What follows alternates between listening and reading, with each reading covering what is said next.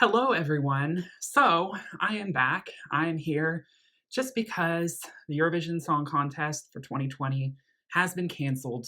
Does not mean that I am not going to cover the remaining songs that were released for this contest. There's about 10 more I have to do, 10 or 11. So I'm going to try and wrap that up by the end of next week or so, by the end of March. And right now I'm on Georgia, which is the next country I was going to cover. And I wanted to, just like I said, keep giving a spotlight to these artists and these songs, whether we end up actually getting some version of, the song next year. Hopefully, like I said, we get these artists next year. I can say with pretty much 100% assuredness that with this country, with Georgia, the artist Tornike Kipiani, I'm not entirely, again, I don't know how to pronounce that. I'm sorry. He is going to be representing Eurovision 2021. So he's one of the few artists who have been like right away kind of confirmed by their Georgian or the local broadcasters. So good for Tornike. Like I said, I hope every single Eurovision artist has the chance to make that choice for themselves on whether they want to participate in 2021. It should be up to every single artist, even ones who have won huge national selections. I'm talking about you, Sweden. It's only fair. It's the right thing to do. And I hope that the Eurovision committee and I hope that the EBU takes care of that with all the broadcasters and everything. So with that being said, I'm gonna pretend like I didn't hear that horrific news yesterday, and I'm gonna go into talking about this song. So Georgia at Eurovision is pretty interesting, I think, because I'm a late bloomer into Eurovision, so I haven't seen so many entries of theirs from the past. But it seems to me that Georgia is always like the black sheep, I would say, of Eurovision. It feels like they take the contest seriously, but they take it in the sort of a different way than I think a lot of other countries do. And I think that's just the fact that it feels as though they kind of realize they're never going to really win. Or probably even qualify, but they want to just kind of send it and play the game their way.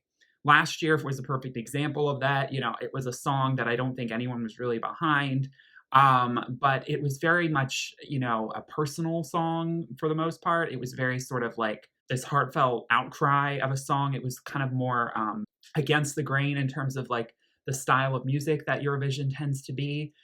So it's not, I can't just use 2019 because I think in 2018 they sent more of like a folk group, if I'm remembering correctly. And then in 2017, they had a female vocalist.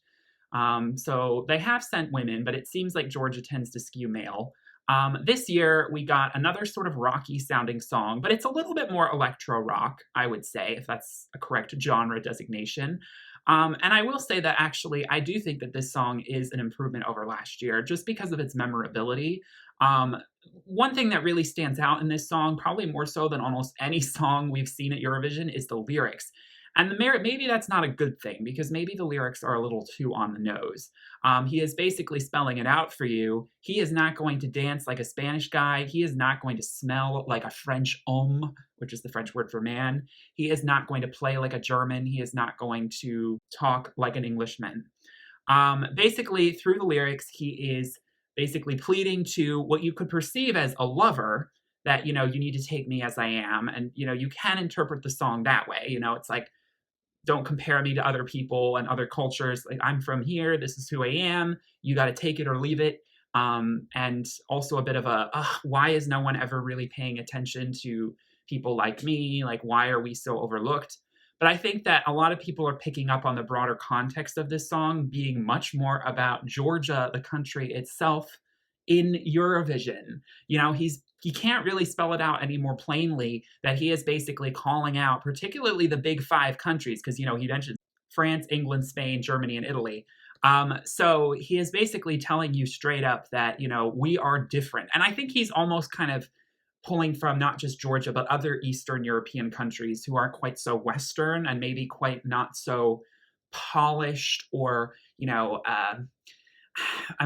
unfortunately, I could also make political connotations to this song a little bit, because I do get a little bit of a strain of like, you're not really going to understand our lifestyle and our culture the same way. Like, we're not as like, woke, I guess, as you think we are, or you want us to be, or we're not, as globalist. Unfortunately, I can kind of extrapolate it that way, which, from my point of thinking, I see where they're coming from.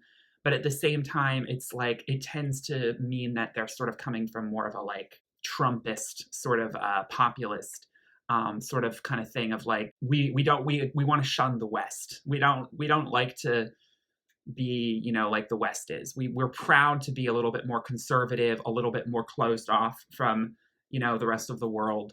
And that can be a good thing and that can be a bad thing. So I'm going to just leave that there. But I mean, I think that's going a little too far down the rabbit hole with this song, but I could see that being extrapolated from it. At the end of the day, I think he's got a real great point. I think that Eurovision in general, but also just, people in general, they tend to be kind of very sort of rose colored glasses when it comes to things we consider Western and things we consider, like English speaking is such a, like the way people freak out when they have to watch a film with subtitles, for example, like with Parasite winning the Oscars. It's like, get over it. Like, you can read subtitles. It's not that hard. Once you get over that first viewing, it's like you won't even know you're doing it. Trust me, it's not a big deal.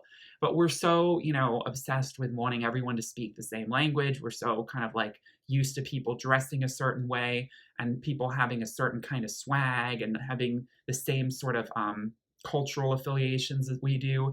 And so particularly in the context of Eurovision, Eastern Europe is kind of on a little bit of a different wavelength a lot of the time. And, maybe they do appear kind of more conservative or old fashioned, but it's also their culture. And I don't think it's necessarily fair for us to constantly like be one-sidedly bashing them for being like outdated when it's like, well, the West ain't all great either sometimes. Like there are certain things that we can all learn a little bit from the East from in terms of, valuing community a little bit more and valuing, family life, valuing nature to a certain degree. I mean, I do think that's something that, I think Western countries have started to like really divorce themselves from, which I think is kind of sad.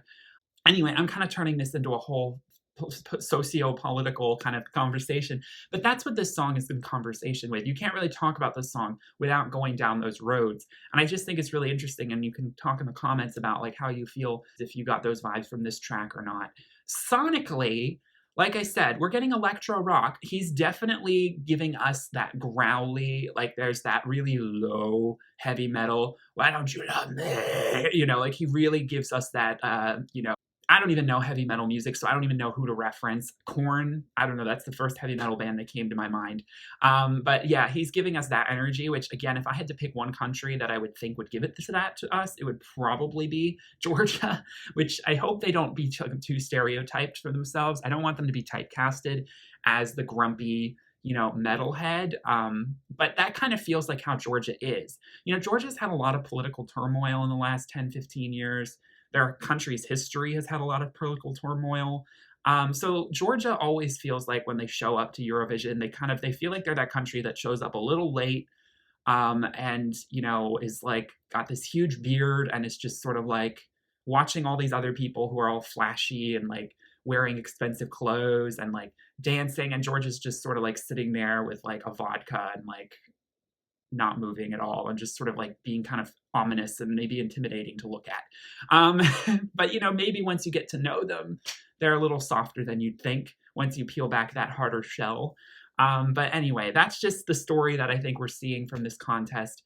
Again, this is something I'm going to have to talk about with all these songs going forward. What if this song were to compete in the semifinals?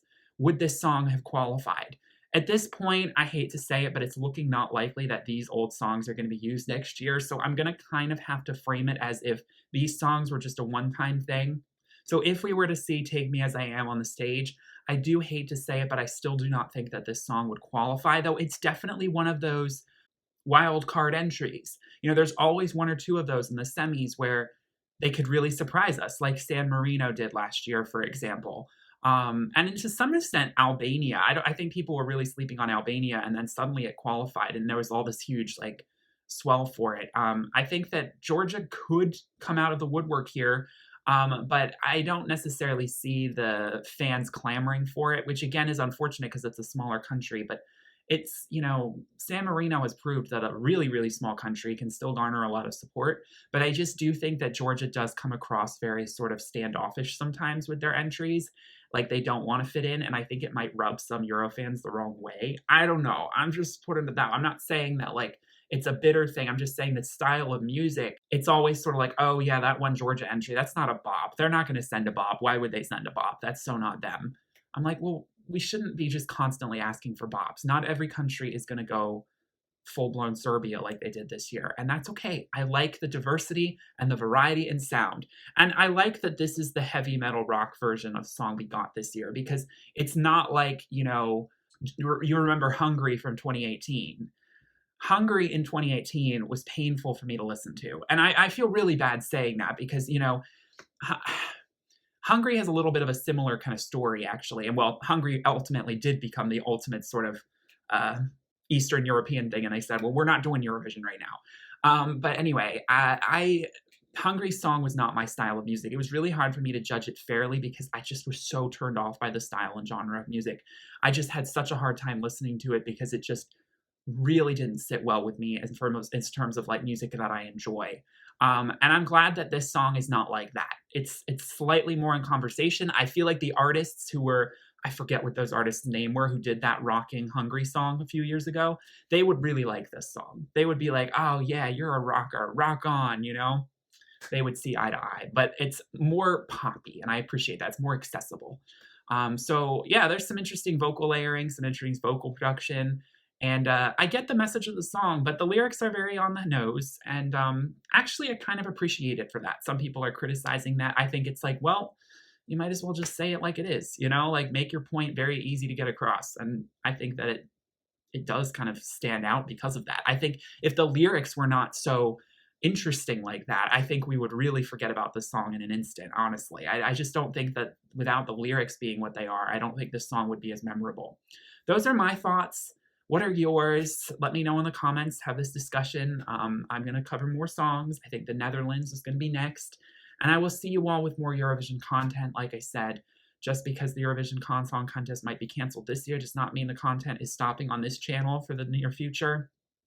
Also, I will link in the description all of my reviews of the previous songs that I've covered on this channel for Eurovision 2020, as well as a longer video where I discuss my thoughts on the cancellation of 2020 Eurovision and what I think should happen going forward with that for 2021. So there's a lot of stuff you can check out if you're new here and you'd like to check that stuff out. So please give this a like and subscribe if you're new, and I will see you all in my next video. Stay healthy, stay safe. Peace, love, and light. Bye.